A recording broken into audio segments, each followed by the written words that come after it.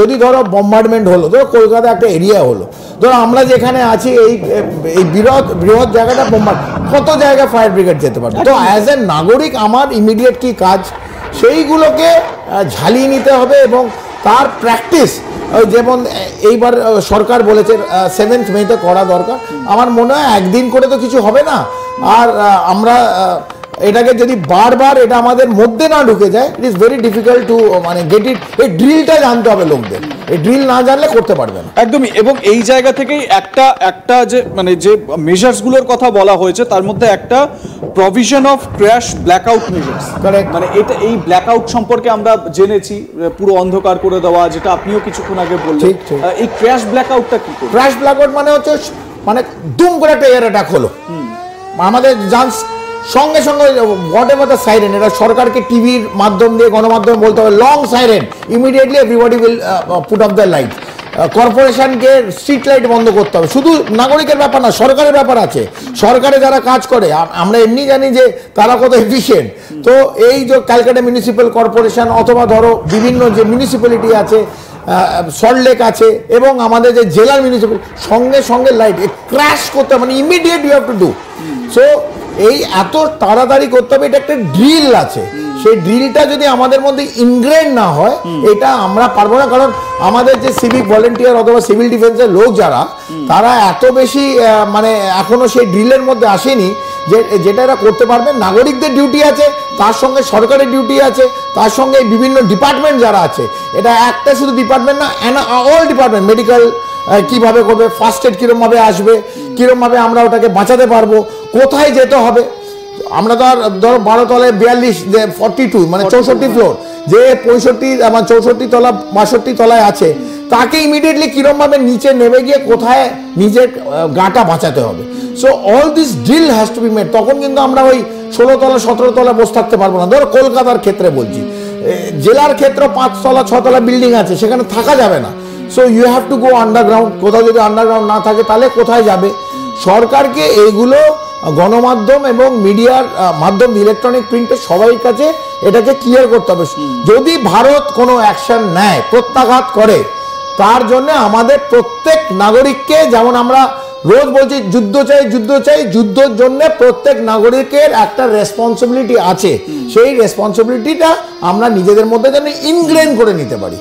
আচ্ছা, এবারে আমাকে বলুন, যখনই মানে যেরকম আপনি বললেন, যখনই এই অ্যাটাকের চান্সেসগুলো থাকে, তখন তো যে মানে ইনস্টলেশনগুলো রয়েছে, বিভিন্ন প্লান্টসগুলো রয়েছে, সেই জায়গাগুলোয় তো বেশিরভাগ টার্গেট হয়। তো সেই জায়গাগুলোকে কিভাবে নিরাপদে রাখা যায়? দেখুন, ওগুলোতে অলরেডি ফর এক্সাম্পল যেগুলো অ্যাসেটস যেটা স্ট্র্যাটেজিক্যালি আর tactically important, for example Farakka barrage, ওখানে অলরেডি এয়ার ডিফেন্স গানস আছে, অ্যান্টি এয়ার ডিফেন্স গান। তো ওটাকে যদি কোনো ফাইটার, শত্রুপক্ষের ফাইটার জেট ওটাকে ধ্বংস করতে আসে, অথবা মিসাইল দিয়ে যদি দূর থেকে অ্যাটাক করে, সো এয়ার ডিফেন্সের আমাদের যে স্ট্রাকচার আছে, তখন ওই এয়ার ডিফেন্স উইল অটোমেটিক্যালি ওদের তরফ থেকে মিসাইল যাবে, যেটা আকাশেই ওই মিসাইলটাকে নষ্ট করে দেবে, ক্ষেপণাস্ত্রকে নষ্ট করে দেবে। Similarly for example Dum Dum airport, যদি ওটাকে শেষ করতে হয়, we have a air defence there. তো any installation which is of importance, strategic importance, যেটা নষ্ট হয়ে গেলে আমাদের ক্ষতি হবে, সেই সব জায়গাগুলো অলরেডি এয়ার ডিফেন্সের ইউনিট আছে। এটা army unit, air defence unit, এটা অলরেডি ডিপ্লয়েড। বাট সাধারণ যদি নাগরিকের, ফর এক্সাম্পল আরবানা, এই আমাদের যে 42 যেটা 64 ফ্লোর, এটা ভিজিবল, প্রত্যেকে গ্রিড রেফারেন্স জানে। যদি জনবসতিতে মারে তাহলে কিন্তু একটা মারাত্মক, সেইখানে ড্রিলগুলো যেটা কেন্দ্র আমাদের বলেছে, আমার মনে হয় রাজ্য সরকারের সিভিল ডিফেন্স ডিপার্টমেন্ট এবং ডিজাস্টার ম্যানেজমেন্ট ডিপার্টমেন্ট DND এই ড্রিলগুলো যেন পশ্চিমবাংলায় শুরু করে দেয়। এবারে আরেকটা খুব গুরুত্বপূর্ণ জিনিস এক্ষেত্রে, সেটা হচ্ছে ইভাকুয়েশন। মানে যখনই এই রকম সিচুয়েশন হবে, কিভাবে সাধারণ মানুষকে ইভাকুয়েট করতে হবে, কিভাবে বের করতে হবে। ইন্ডিয়ান আর্মি বা সেনাবাহিনী তারা এটার জন্য কিন্তু ভীষণ রকমভাবে ট্রেন, কিন্তু আমরাও তো নিজেদেরকে কিভাবে রক্ষা করব তার জন্য তো আমরা কিন্তু ট্রেন নই। তো সেক্ষেত্রে এই যে শুধু যে 7th মেতে বলা হয়েছে, সেক্ষেত্রে এই ইভাকুয়েশনটা ঠিক কীরকম? একদম স্বপন, আমি যেটা বললাম, যে কোনো উন্নত দেশ, আমরা ইউরোপিয়ান কান্ট্রিতে গেছি অন মিলিটারি কাজ শেখার জন্যে, সেখানেও আমরা দেখেছি ছোট ছোট গ্রামে এই ড্রিলগুলো চলে, a fire fighting drill, evacuation drill during a war, কি করতে হয়। হাউএভার মানে ভারতবর্ষে আমি কোথাও দেখিনি। আর্মিতে হয় এবং সামরিক বাহিনীতে, এয়ারফোর্স, নেভি, আর্মিতে আমাদের কনস্ট্যান্ট এই ড্রিলটা চলে। তবে সিভিলে তুমি যেটা ইভাকুয়েশন, যেটা তখন তো কোনো অ্যাম্বুলেন্স আসতে পারবে না। So what is the first aid, কি কি দেবে এবং কি বাড়িতে রাখা উচিত, কীরমভাবে তাকে বাঁচাবে, এই সমস্ত ড্রিল আছে একটা। আমি বারবার বলছি দেয়ার ইজ এ ড্রিল। সেই ড্রিলটা যেমন ধরো ফ্লাড হয়ে গেলে অথবা আর্থকোয়েক হয়ে গেলে দেয়ার ইজ এ ড্রিল, সেমনিভাবে এয়ার অ্যাটাক যদি হয় during a war there is a drill.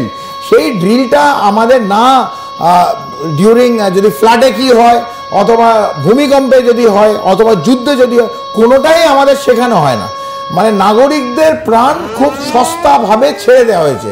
এবং এই যে কেন্দ্রীয় সরকার বলে একদিনে এই 7 মেতে কিচ্ছু হবে না, it needs repeated training and drill. So একটা ড্রিল যদি 2 বার 3 বার 5 বার করো তাও তোমার মাথায় ঢুকবে। একদিন করলে কে কার কি ডিউটি, এই বিশাল ইনফ্রাস্ট্রাকচার, এত মানে কলকাতায় বা ওয়েস্ট বেঙ্গলে 10 কোটি মানুষ, কলকাতায় 1 কোটি মানুষ, তাদের প্রত্যেকের কি কাজ করার, কে কি করবে, it is not a easy thing. But হ্যাঁ, কেন্দ্র বলেছে, আমার মনে হয় যদি পশ্চিমবাংলার নাম থাকে, নাও থাকে, যদি নাও থাকে, এখনো নামগুলো নাও থাকে, তাহলেও আমার মনে হয় সরকার, পশ্চিমবাংলার সরকার, তার ডিএমডি ডিপার্টমেন্ট এবং অন্যান্য ডিপার্টমেন্ট, সিএমও সামনে রেখে অ্যাটলিস্ট ওয়েস্ট বেঙ্গলের যে নাগরিক আছে তাদের এই ট্রেনিং অ্যাটলিস্ট আমার সেটে শুরু করে দেওয়া উচিত। এবং যারা আমি ফর এক্সাম্পল যে প্রাক্তন আমরা যারা আছি, এবং বিভিন্ন এয়ারফোর্স, নেভির লোক আছে, পুলিশের লোক আছে, সিআরপিএফ আছে, প্যারামিলিটারি, তাদেরও ইনক্লুড করুক এই যে ড্রিলে। এবার তাদেরও ইনক্লুড করুক, তাদের স্পেসিফিক ডিউটি দেওয়া হোক, ডিফেন্সেরও যারা প্রাক্তন কর্মী তাদেরকেও আনা যায়, তাদের স্পেসিফিক ডিউটি দিক যারা, কারণ আমরা এমনি প্রত্যেকে রিজার্ভ লিস্টে আছি। তো যখন এইরকম ভাবে দেশের এমার্জেন্সি সিচুয়েশন, মানে রাজ্য সরকার should use all of us for specific duties. বেশ, তো এই জায়গা থেকে আমরা যে আলোচনা করলাম সেটা হচ্ছে গিয়ে এই যে মক ড্রিলের কথা বলা হয়েছে 7th মেতে, মানে পরশু দিন, আজকে সোমবার 5th মে, মাঝে একটা দিন 7th মেতে এই মক ড্রিল। এবারে এই মক ড্রিলে কোন কোন বিষয় উঠে আসে সেটা খুব লক্ষণীয় হবে। কোন কোন স্টেটে এই মক ড্রিল করা হবে সেই বিষয়টাও কিন্তু জানতে পারা যাবে যদি সরকারের তরফ থেকে জানানো হয় বা সেই রকম নির্দেশ আসে তাহলে। তবে যেটা দীপ্তাংশুদা বললেন যে আমাদের রাজ্য পশ্চিমবঙ্গ এবং কলকাতা সহ অন্যান্য যে গুরুত্বপূর্ণ জায়গাগুলো রয়েছে, আমাদেরও উচিত সেই মক ড্রিলে অংশগ্রহণ করা এবং রাজ্য সরকারের নিজের থেকে স্বেচ্ছায় এই মক ড্রিলগুলো করানো বা সম্পন্ন করানো উচিত বলে মনে করছেন প্রাক্তন সেনাকর্তা।